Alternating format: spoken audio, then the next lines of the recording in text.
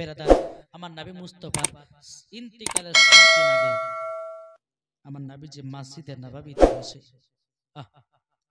সমস্ত সাহাবীরা এসে মসজিদে নববীতে বসে গেল।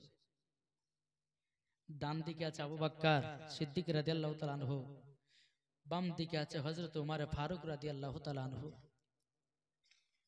একদিন হয়ে গেল, কোন সাহাবী উঠে না। দুদিন হয়ে গেল, কোন সাহাবী উঠে না। 3 দিন হয়ে গেল, কোন সাহাবী উঠে না।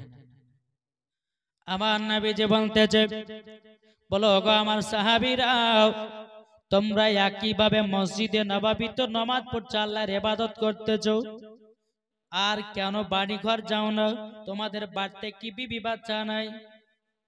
সমস্ত সাহাবীরা কেঁদে কেঁদে বলছো, গো নবীজি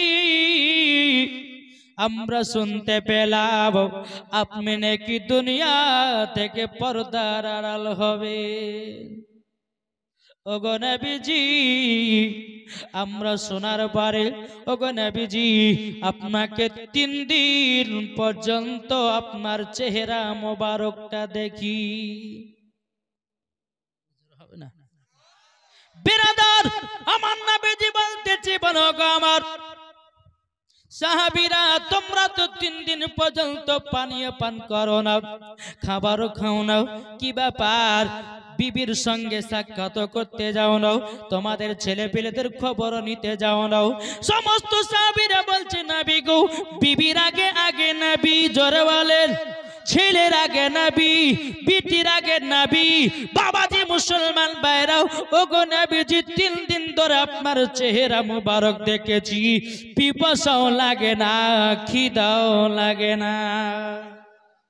বাবারা, এ মা কালা শুনে জন্মারাতের বেলা গো মা জননী, সমস্ত সাহাবীরা কেঁদে কেঁদে বলছেন, নবী গো আপনি পর্দার আড়াল হয়ে যাবেন, আপনাকে দেখতে পাবো না। বিরাদার ইসলাম মুআজ্জাজ সামানি কিরামাও, এদিকে বিরাদার হযরত ওমর ফারুক রাদিয়াল্লাহু তাআলা আনহু বলছে, ওগো নবীজি, ওগো নবীজি, আচ্ছা নবী গো আপনি তো পর্দার আড়াল হয়ে যাচ্ছেন গো নবী, ওগো নবীজি আমরা দুনিয়াতে আপনাকে দেখব কেমন করে? আমার নবীজি বলছো, গো ওমর ফারুক রাদিয়াল্লাহু তাআলা আনহু, তবে শুনে না, শুনে নাও, তুমি যদি আমাকে দেখতে চাও, রাত্রে তাহাজ্জুদের নামাজ পড়বে, আমার প্রতি 1 নয় 2 নয় 101 বার দরুদ পড়বাও, নিশ্চয় তোমাকে আমরা কি করব? আমি নবী মুস্তাফা স্বপ্নই দিদার করব। এই ভাই, যদি নবীকে দেখার ইচ্ছা জাগে রে ভাই, রাত্রি বেলা নবীর প্রতি বেশি বেশি দুরূদ পড়বে। আল্লাহ পাক আল্লাহ তাআলা বলে, যেই বান্দা নবীর প্রতি বেশি দুরূদ পড়ে, আল্লাহ পাক আল্লাহ তাআলা বলতেছে, ওই বান্দাকে আমার নবী মুস্তাফা স্বপ্নতে দিদার করায়। এ বাবারাও, ওগো আমার সোরামানিকেরাও, বাবা যে হযরত ওমর ফারুক বলছো, গো নবীজি, ওগো নবীজি তবে বলুন না, আমরা যে জান্নাতে যাব, কি করলে জান্নাতে যাব, কি করলে জাহান্নামে যাব? বাবাজি, সাহাবীরা কি জান্নাতি না জাহান্নামী? জান্নাতি, তবুও তিনারা কবরের ভয়। কেন বলতেছে নবী গো, তাহলে কি করলে জান্নাতি আর কি করলে জাহান্নামী? আমার নবীজি বলতেছি, নবীজির ইন্তিকালের 7 দিন আগে, ভালো করে বুঝবেন, ওমর ফারুক বলছে, হুজুর তাইলে কি থেকে আমাদেরকে দূর থাকতে হবে? বেরাদার সোনা মানিকেরা, আমার নবীজি বলছে, শোনো সাহাবীরা, যার দিলে 4টা জিনিস থাকবে, মরার পরে জান্নাতি হবে না। বুঝেছেন? কটা কটা?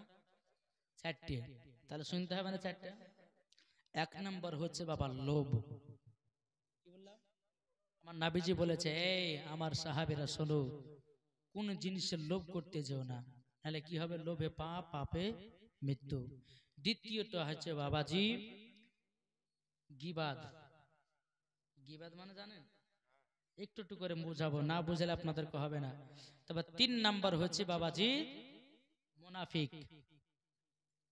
4 নাম্বার হচ্ছে মিথ্যা কথা। এই 4টি যার ভিতরে থাকবে, জান্নাত তো দূরের কথা, জান্নাতের গেট পর্যন্ত দেখা তার নসিবে জুটবে না। বুঝতে পেরেছেন বাবাজি? সোনা মানিকের আসুন, তাই আপনাদেরকে বলতে চাই বাবা, কি এই চারটি তর্ক শুনতে চান? কে কে শুনবেন না হাত তোলেন। শুনবেন তো? চলুন। লোভ কাকে বলে? লোভ একটা কিতাবের মধ্যে পড়েছিলাম বাবাজি, সেই কিতাবটার নাম হচ্ছে তামিরা আদব। ওই কিতাবের মধ্যে একটি ঘটনা লেখা ছিল, 3 লাচে আদমি। কি বললাম বাবা? 3 লাচে আদমি মানে 3 বন্ধুর লোভের ঘটনা। বুঝতে পেরেছেন? লোভ কাকে বলছে এটাই বুঝাবো। 3 বন্ধু রাস্তা দিয়ে হেঁটে হেঁটে চলে যাচ্ছে, 3 জনাতে 3টা সোনার ইট পেয়েছে।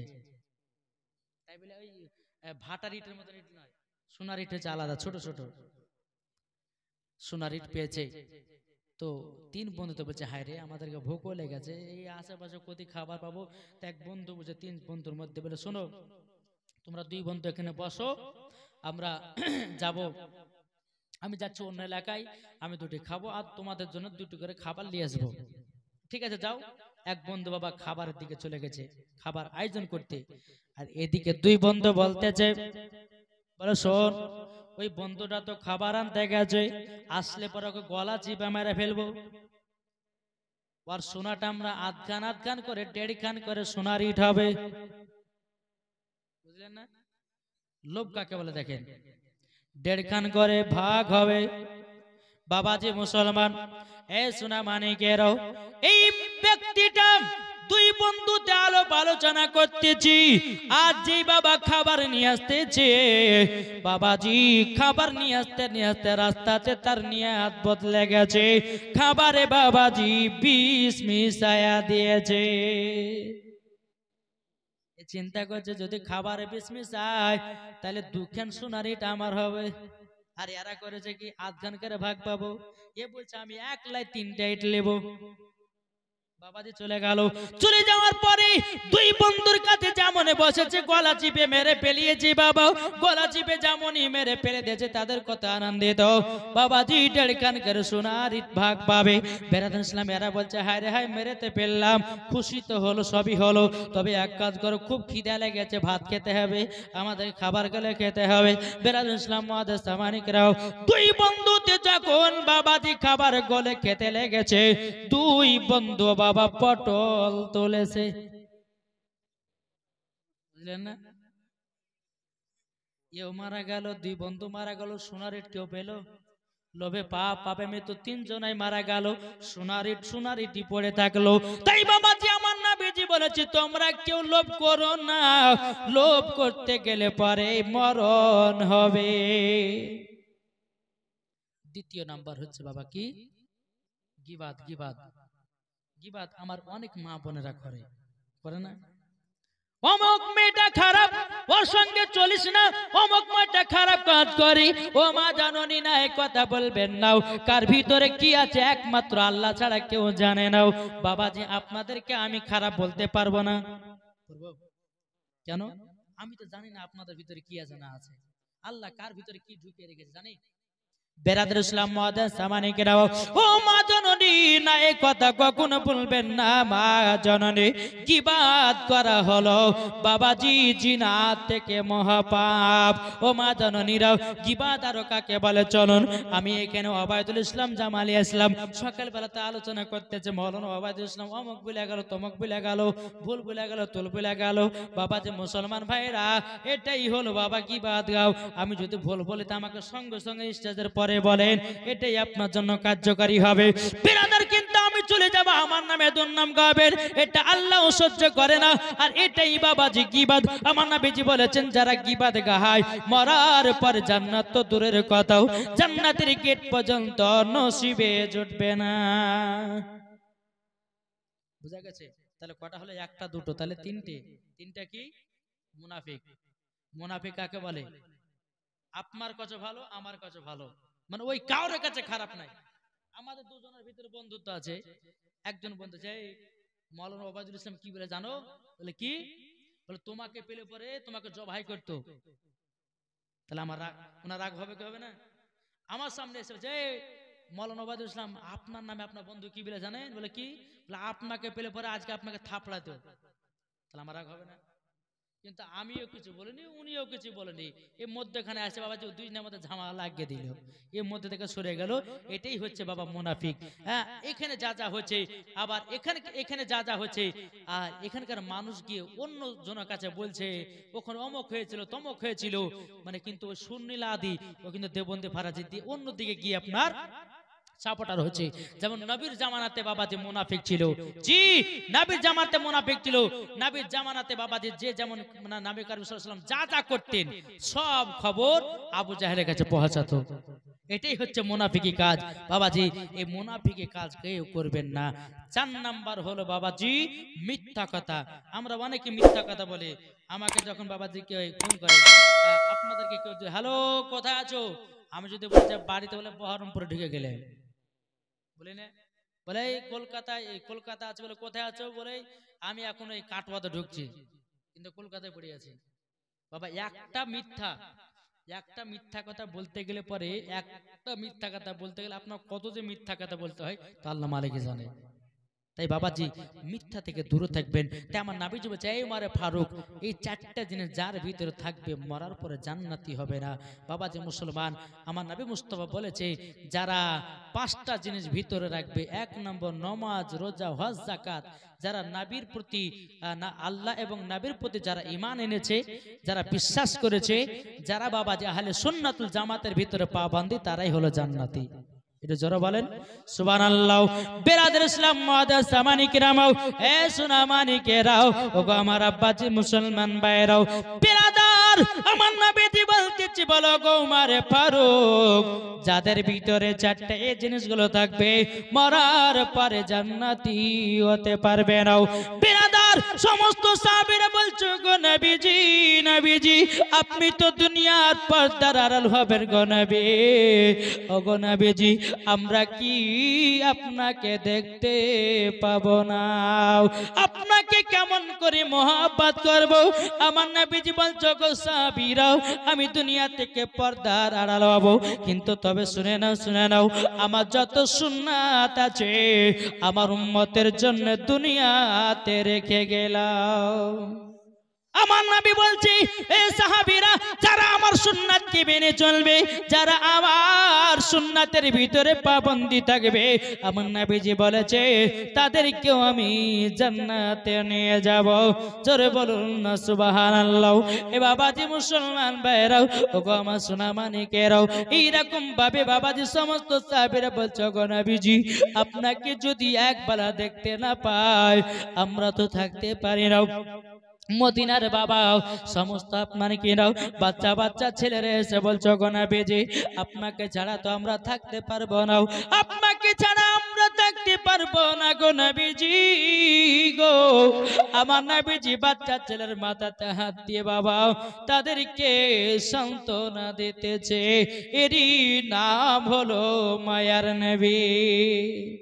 এই বাবা সুনামানিকেরা একদিন দুদিন 3 দিন বাবা হতে বাবাও বেলাল ইসলাম ইন্তিকালের যখন টাইম চলে আসলো, হযরতে বেলাল রাদিয়াল্লাহু তাআলা আনহু নবীর সম্মুখে এসে বলছো গো নবীজি আপনার কাছে একটাই আবেদন করব গো নবী, আপনাকে দেখতে না পেল নবী গো আমি বেলাল থাকতে পারি না গো নবী। ও গো নবীজি আপনি আমাদেরকে ছেড়ে কে চলে যাবেন? আমার নবীজি বলছে বেলাল আমি পর্দার আড়াল হব। ওগো বেলাল তুমি যখন মসজিদে নববীতে আজান দেবাও, ওগো বেলাল সেই দিন তুমি আমাকে সামনে দেখতে পাবা। এ বাবাজি মুসলমান ভাইরাও, উমর ফারুক এসে বলছে হুজুর গো আপনাকে না দেখলে আমরা থাকতে পারবো না। বাবাজি আমার উমরে ফারুক নবীকে কেমন মহব্বত করতো, হযরত আবু বকর সিদ্দিক নবীকে কেমন মহব্বত করত। তাই আমার নবী মুস্তাফা দোনো সাহাবীকে এতটাই ভালোবাসতে বাবাজি, যিনারা হাজিরা হজ করতে গেছেন, যারা মদিনা নবীজির রওজাতে গেছেন, দেখবেন বাবাজি ডান দিকে আছে হযরত উমর ফারুক, বাম দিকে আছে হযরত আবু বকর সিদ্দিক, মধ্যে আছে আমার নবীজি। এই বাবাজি মুসলমান ভাইরাও, আমার নবীজি বলছে আবু বকর চিন্তা নাই, তোমরা দোনো সাহাবী আমার পাশেই থাকবাও, কিয়ামত পর্যন্ত থাকবা। জোরে কন্না সুবহানাল্লাহ। বেলাল ইসলাম মুআজ্জাজ সামানিকরাম, আমার নবীজির শরীর মুবারক বাবাজি হালকা হালকা জ্বর চলে আসলো। বেলাল ইসলাম আমার নবী মুস্তাফা জানো মা আয়েশা রাদিয়াল্লাহু তাআলা আনহাকে বলতেছে, এ বিবি আয়েশা গো, আমার পিটি খাতুনে জান্নাতকে একটু ডেকে দাও। বেরাদ ইসলাম মুআজ্জাজ সামানিকরাম, মা আয়েশা রাদিয়াল্লাহু তাআলা আনহা তিনি বাবাজিকে কল্যাণ বলতেছি, বলো গো আমার বিবি আয়েশা, আমার পিটি খাতুনে জান্নাতকে ডেকে দাও। বাবাজি মা আয়েশা রাদিয়াল্লাহু তাআলা আনহা খাতুনে জান্নাতকে ডেকে বলতে যায়, খাতুনে জান্নাত তোমার আব্বা হুজুর ডাকতেছে, হুজরা মুবারকে যাও। বাবাজি খাতুনে জান্নাত মা ফাতেমা রাদিয়াল্লাহু তাআলা আনহা তিনি বাবাজি আমার নবীর সম্মুখে গেলেন। নবীর সম্মুখে গিয়ে আমার নবী বলছে, বিটি ফাতেমা আমার সিনাতে লেগে যাও। যেমনই বাবা সিনাতে লেগে গেল, বাবা যে আমার নবী মুস্তাফা কি জান বলল, খাতুনে জান্নাত জানো বাবা কান্না করতে লাগলো বাবা। এদিকে বেরাদ ইসলাম মুআজ্জাজ সামানিকরাম দরওয়াজাতে কে জানো বাবা খটখট করে আমার দিতেছে। খাতুনে জান্নাত দরওয়াজার ভিতরে বাবা পর্দার আছে, কে গো তুমি কে, দরওয়াজাতে খটখট করে আমার দিতেছো। বাবাজি তিনি বলতেছে, আমি একজন আরবি এসেছি, আমি নবী মুস্তাফার সঙ্গে সাক্ষাৎ করতে যাই।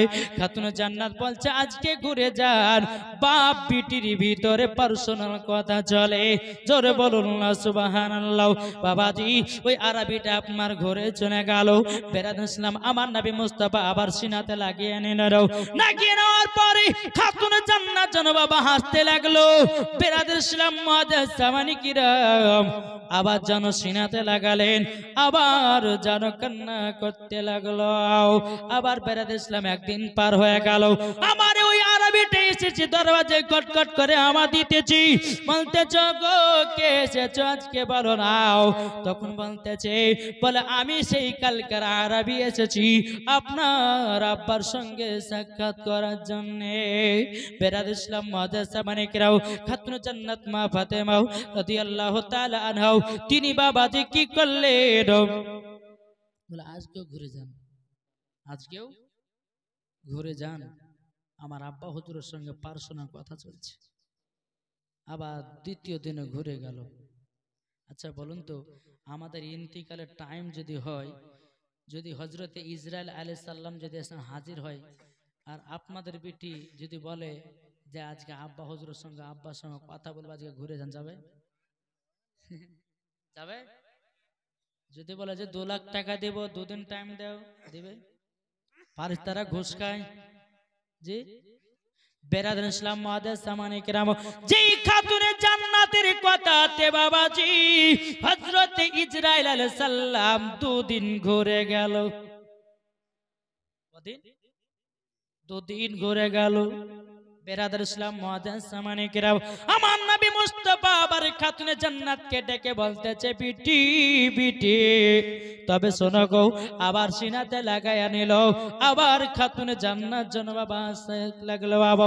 এদিকে বেরাদ ইসলাম মুআজ্জাজ সামানিকরাম, এ বাবাজি রাও, এদিকে মা আয়েশা রাদিয়াল্লাহু তাআলা আনহা বাবাজি কি করলেন, একটা গামছাকে নাকড়াকে ভিজায়াও আমার নবী মুস্তাফার কপাল মুবারক তেনাগুলোকে মারো, নাকড়াগুলোকে ভিজায়া কপালে আপনা দিতেছে। আমার নবীজি জ্বর বাবাজি এসেছে। এদিকে মা আয়েশা রাদিয়াল্লাহু তাআলা আনহা তিনি বলতেছে, গো খাতুন জান্নাত, তোমার আব্বা যখন সিনাতে লাগালো তুমি কেন কান্না করতে লাগলো, তুমি কি জানো? খাতুন জান্নাত বলছে, গো মা আয়েশা তবে শুনে নিন নাও, আমার আব্বা যখন সিনাতে লাগালো আমার আব্বা জান বলল, গো বিটি আমার ইন্তিকাল হবে। কিছুক্ষণ পর ইন্তিকাল হবে। তখন আমি খাতুনে জান্নাত কান্না করতে লাগলাম। আবার যখন কান্না করতে লাগলাম, আমার আব্বাজি আবার সিনাতে লাগাইয়া নিল। আমার আব্বা তখন কি বলেছিল জানেন? মা আয়েশা রাদিয়াল্লাহু তাআলা আনা পঞ্চগ খাতুনে জান্নাত দ্বিতীয়বার কি বলেছিল বলেন নাও? বলো গো মা আয়েশা, তবে শুনে রেখে দিন, শুনে রেখে দিন। আমার আব্বা জান যখন দ্বিতীয়বার যখন সিনাতে লাগালেন, আমার আব্বা হুজুর বলল, গো বিটি খাতুনে জান্নাত, আমার ইন্তিকালের পরে তোমার 6 মাস পরে ইন্তিকাল হবে। তখন গো মা আমি হাসতে লেগেছিলাম। বলে বেটি খাতুনে জান্নাত আবার তো সিনা লাগালো। তখন কি বলেছিল? ও মা এসে তবে শুনে নিন, আমার মা যখন আমার আব্বা যখন সিনাতে লাগাইয়া নিল, আমার আব্বা বলে বেটি তুমি চিন্তা করো না, কান্না করো না, আমি নবী তোমার আব্বা 3 জায়গাতে দেখা করব। একটা হলো হাউজে কাউসারের ধারে, একটা হলো ফুলসুরাতের ধারে, একটা হলো বাবাজি মিজানের ধারে। 3 জায়গাতে বিটি তোমার সঙ্গে সাক্ষাৎ হবে। জোরে বলুন না সুবহানাল্লাহ। তখনই আমি হাসতে লেগেছিলাম। এইরকম ভাবে বাবাজি কথাগুলো বলতেছে বাবাও, আর আমার নবী মুস্তাফা সাল্লাল্লাহু তাআলা আলাইহি সাল্লামের বাবাও আপনার কিনা নাকড়া করে নিয়েছে, বাবার কপালে আপনার দিতেছে। ওই আরবিটা এসেছে দরওয়াজে খটখট করে আওয়াজ দিয়েছে।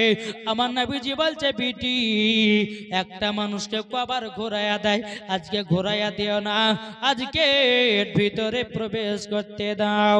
বিটি তুমি দরওয়াজাটা খুলে দাও, তুমি পর্দাতে চলে যাও, আমাকে ঢুকতে দাও। বাবাজি মুসলমান ভাইরাও, এই সোনা মানিকেরাও, খাতুনে জান্নাত যখন আপনার দরওয়াজা খুলে দিলেন, খুলে দেওয়ার জন্য পর্দায় চলে গেলেন। হযরত ইসরাইল আলাইহিস সালাম এসে বলছো গো নবীজি, ও গো নবীজি আপনার হুকুম, আপনার জান কবজ করতে এসেছে গো নবী, আপনি যদি হুকুম দেন তো করব, আর যদি না হুকুম দেন জান কবজ করব না। কি বলছে?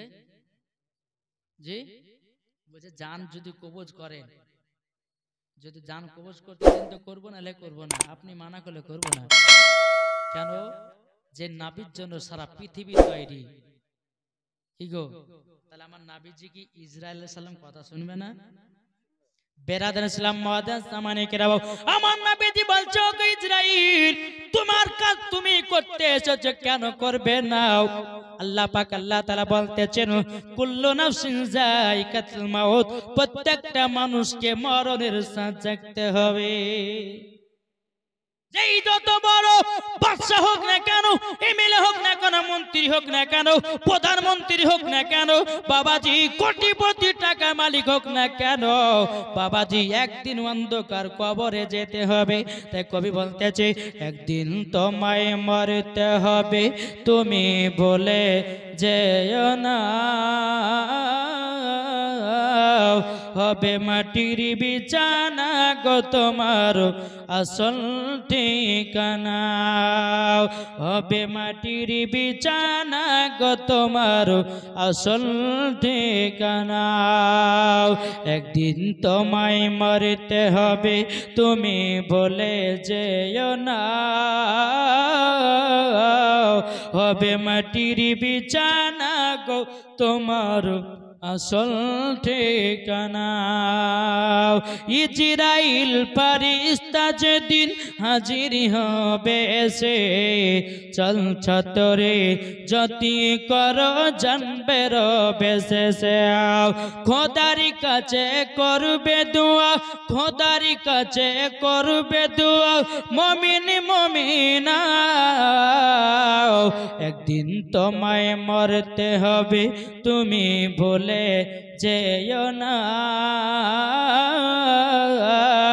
হবে মাটির বিছানা গো তোমার আসল ঠিকানা। খালি হাতে খালি হাতে এসেছো তুমি যাবে খালি হাতে, খালি হাতে এসেছো তুমি যাবে খালি হাতে, তোমার সাথে যাবে শুধু কাফনটা যে বলে, তোমার সাথে আমল ছাড়া, তোমার সাথে আমল ছাড়া কিছুই যাবে না, একদিন তোমায় মরতে হবে তুমি ভুলে যেও না, হবে মাটির বিছানা গো তোমার আসল ঠিকানা, আপন জনের কান্না যদি সবই শুনতে পাবে, বুক ফুটবে তো মুখ ফুটবে না, কেমনে জবাব দিবে, কি করে সইব বলো, কি করে সইব বলো মনের বেদনা, একদিন তোমায় মরতে হবে তুমি ভুলে যেও না, হবে মাটির বিছানা গো তোমার আসল ঠিকানা। আল্লাহুম্মা সাল্লি আলা মাওলানা মুহাম্মাদ আলা আলে মাওলানা মুহাম্মদ সাল্লাল্লাহু আলাইহি সাল্লাম। তাহলে বাবাজি 10টা বেজে গেল, ওয়াজ শেষ করে নাকি বলছেন? জি 10টা বেজে গেছে, ঠান্ডা রাত্রি, আপনাদেরকে কষ্ট দিব না। হ্যাঁ, আল্লাহ পাক আল্লাহ তাআলা জানো। জি আবার ওটা বলতে হবে? সুবহানাল্লাহ সুবহানাল্লাহ। দেখেন হ্যাঁ ঠান্ডা লাগছে না, কিন্তু বাবাজি আমার যে কষ্ট হয়, 2 ঘন্টা বকাকে 4টা খান বাবা। দেখেন আপনারা কষ্ট পাবেন, আমি এটা চাই না। আল্লাহ পাক আল্লাহ তাআলা আমাদের সকলকে সঠিক রাস্তায় চলা তৌফিক দান করুন, যেরকম আল্লাহুম্মা আমিন। বাবাজি মহিলাদের কোন কোন পোশাক পরলে নামাজ হবে আর কোন কোন পোশাক পরলে নামাজ হবে না নাকি বাবাজি? মা বোনেরা যদি শাড়ি পরে নামাজ পড়তে খুব সতর্ক, অনেক মা বোন আছে নামাজ পড়তে পড়তে অনেক দিকে উদ্যম হয়ে যায়, হয় না? তাই বলতে চাই মা বোন যখন নামাজ পড়বেন চারি সাইডে ঢেকে শুকে নামাজ পড়বেন। তারপরে কি পড়বেন? মহিলাদের জন্য সব থেকে মেন জিনিস কোনটা? চুড়িদার পরা। কি পরা? চুড়িদার পরে যদি নামাজ পড়েন তো সব থেকে ভালো। তারপরে আরেকটা আছে গোল নাইটি, আমি বলে গেছিলাম আরেকবারে, গোল নাইটি পুরা হাত, গোল নাইটি পুরা হাত, ওই নাইটিটা পরে যদি নামাজ পড়তে হবে, কিন্তু ফাড়া নাইটি হাফাতা নয়। আর কোন কোন পোশাক পরলে নামাজ হবে না? যেই মহিলাদের টাইট জামা থাকবে, যেই মহিলাদের জিন্সের প্যান্ট থাকবে, যেই মহিলাদের শরীরে বাবাজি দুধ থেকে আপনার বোঝা যায়, ওই পোশাক বাবাজি পরা হারাম। বোঝা গেছে? এই চুড়িদার গেলে পোশাক দেখবেন ঢিল ঢিলা থাকে, থাকে না? মাগো ভাই আপনাদেরকে বলতে চাই, বেটা বেটিদেরকে ওই চুড়িদার গুলো পিনান, যেগুলা লুজ জামা সেগুলি পরান। আজকালকার জামানাতে বাবাজি মেয়েরা বাবা জিন্সের প্যান্ট পিনছে আর চোখে দিচ্ছে চশমা, পেছন দিকে বাবা বোঝা যায় না বেটা না বেটি। কি বলছেন বেরাদের ইসলাম মুআদ্দাস সামানিক রাম? তা আপনাদেরকে অনুরোধ করে বলি মা, টাইট জামা কেউ পরবেন না, টাইট জামা কেউ পরবেন না, তাইলে নামাজ কিন্তু হবে না। ভাই মা বোনদেরকে বলতেছে, মা বোনেরা যেটা ভালো পোশাক আপনি নিজে পরলে পরে বুঝতে পারবেন, হ্যাঁ নিজে বুঝতে পারবেন যে কোনটা ভালো আর কোনটা খারাপ। আপনার মনকে জিজ্ঞাসা করবেন, হ্যাঁ যে এটা পরা ঠিক হয়েছে না, দেখবেন মনই বলবে যে না এটা ভুল হয়েছে। কি বলছেন? কোন মুফতিকে কোন মাওলানাকে জিজ্ঞাসা করার প্রয়োজন নাই, আপনার মনকে আপনি রাত্রেবেলা জিজ্ঞাসা করবেন। সারাদিন মান ঘুরবেন, ঘোরার পরে বিছানাতে শুয়ে শুয়ে ভাববেন আমি কি করলাম আজকে সারাদিন মান, আরে এই কাজটা ভুল করেছে, এই কাজটা ভুল করেছে, আপনার মনকে জিজ্ঞাসা করবেন, মনে বলে দেবে। জি বাবাজি, তাই মা বোনদেরকে বলবো, মা বোনেরা শাড়ি পরে নামাজ পড়েন, কিন্তু যেন সমস্ত জিনিস যেন ঢাকা থাকে। আমার নবীজি বলতেছেন মাথা থেকে নিয়ে পা পর্যন্ত ঢাকা হচ্ছে মহিলাদের ফরজ। কোন মহিলার যদি শরীরের অঙ্গ প্রত্যঙ্গ দেখা যায় তাহলে কিন্তু বাবাজি ওই জায়গাগুলোকে জাহান্নামের আগুনে পোড়াবে। বোঝা গেল? যাই হোক বাবাজি মুসলমান সুনামানিকেরা, আল্লাহ পাক আল্লাহ তাআলা যেন আমাদের সকলকে সঠিক রাস্তায় চলা তৌফিক দান করো। জোরে বলো আল্লাহুম্মা আমিন। দুই একটা নাত রাসূল বলে ক্যাম করবা। আল্লাহুম্মা সাইয়্যিদিনা মাওলানা মুহাম্মাদ ওয়া আলে মাওলানা মুহাম্মাদ সাল্লাল্লাহু মুহাম্মাদিন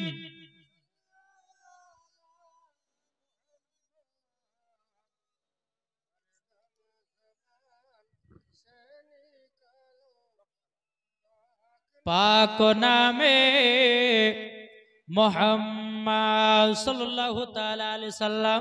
বাবাজি হ্যাঁ, তাই কবি কি বলছে, দেখো দেখো এসেছে কি জোরে বলবো না,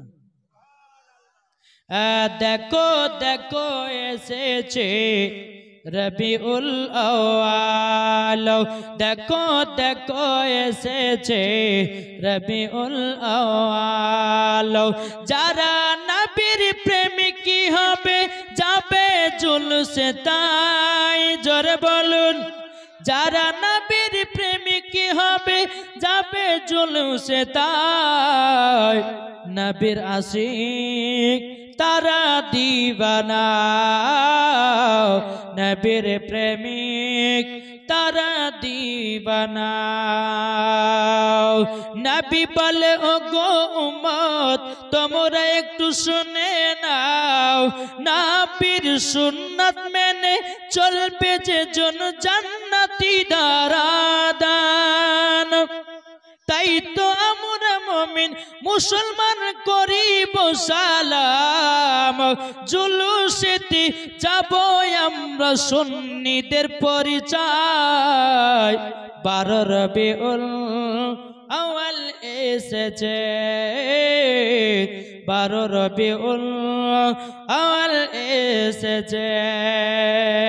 যারা নবীর দিওয়ানা নামাজ রোজা কাজা করে না, যারা বলেন যারা নবীর দিওয়ানা নামাজ রোজা কাজা করে না, তারাই হলো নবীর দিওয়ানা। দেখলে পরে বোঝা যায় নবীর দিওয়ানা, দেখলে পরে বোঝা যায় নবীর দিওয়ানা। তাই তো আমরা সুন্নিরা যাই জুলুসে ভাই, 12 রবিউল আউয়াল এসেছে, 12 রবিউল আউয়াল এসেছে। জোরে বলুন বাবাজি। যাই হোক আল্লাহ পাক আল্লাহ তাআলা যেন বাবা আমাদের সকলের আল্লাহ যেন আমাদেরকে সঠিক রাস্তায় চলা তৌফিক দান করে। জোরে কোন আল্লাহুম্মা আমিন। বাবাজি মুসলমান মানুষের কার কখন মরণের টাইম হবে কেউ বলতে পারবে না বাবা। ভাইরে অনেক আমরা শয়তানের পাল্লাতে পড়ে অনেক গুনহার কাজ করেছি। ভাই আপনাদের কাছে অনুরোধ করে বলবো, কোনো ভাই যদি গুনহার কাজে লিপ্ত হয়ে থাকেন আল্লাহর কাছে ক্ষমা চান, আল্লাহ আপনাকে ক্ষমা করে দিবেন। অনেকে ভাই হয়তো ভাবছেন মদ খেয়েছি আল্লাহর কাছে পাপ করেছি, মদ করেছেন অনেক বড় বড় গুনাহ করেছে, কোন টেনশন নাই। আল্লাহ বলতে চাই বান্দা